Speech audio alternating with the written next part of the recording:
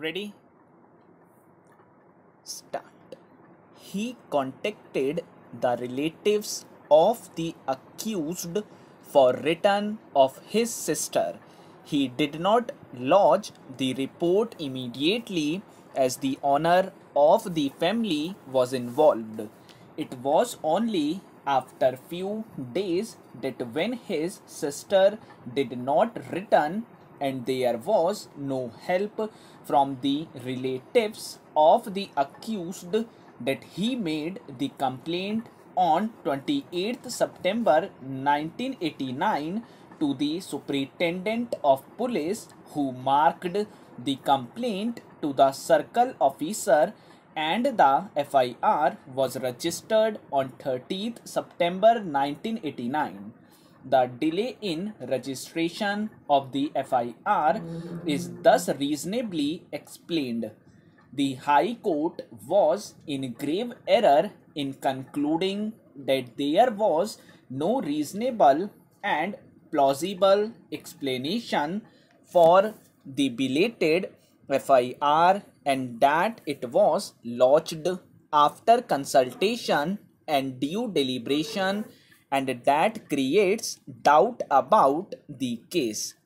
The High Court was not at all justified in taking a different view or conclusion from the trial court.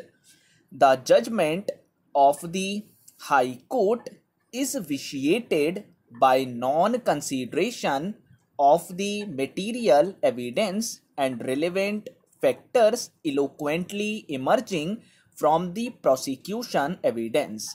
The High Court, in a sketchy manner, reversed the judgment of the trial court without discussing the deposition of the witnesses as well as all relevant points which were considered and touched upon by the trial court. The High Court has dealt with the matter with casual approach. The judgment of the High Court is not only cryptic and perfunctory, but it has also not taken into consideration the crucial evidence on record. On flimsy grounds, the accused convicted of a serious crime of kidnapping and rape has been acquitted. There is no application of mind to the evidence of the prosecutrix at all. There is no proper consideration of the evidence by the High Court. The prosecution case in brief is this: on September 19, 1989, the prosecutrix, name withheld, had gone to relieve herself in the evening. Ramkali A3 followed her on the way.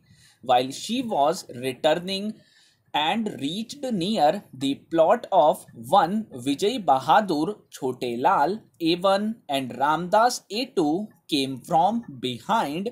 A1 caught hold of her, and when she raised alarm, A1 showed firearm to her and gagged her mouth.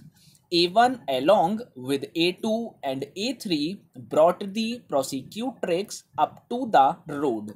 There A3 parted company with A1 and A2. A1 and A2 then took the prosecutrix to village Sahora. On the night of September 19, 1989, the prosecutrix was kept in the house of Girish and Saroj Pandit in village Sahora. On the next day, September 20, 1989, in the weak hours, A1 and A2 took the prosecutrix in a bus to Sahajanpur, where she was kept in a rented room for a few days.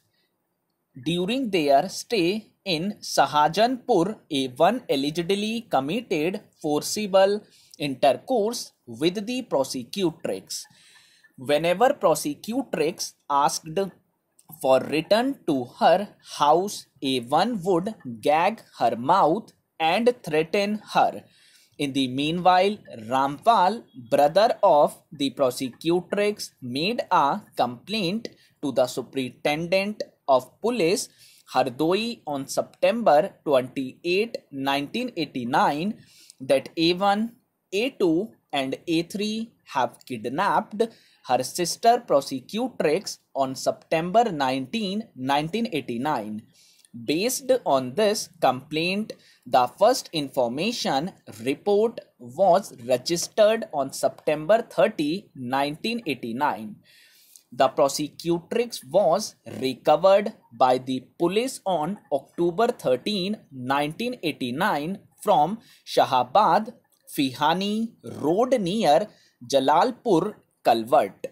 On that day itself, the prosecutrix was sent for medical examination to the Women Hospital, Hardoi, where she was examined by Dr. Shakuntala Reddy. Ram Manohar Mishra, to whom the investigation of the case was entrusted, then took steps for determination of the age of the prosecutrix as advised by the doctor and sent her for X-ray examination.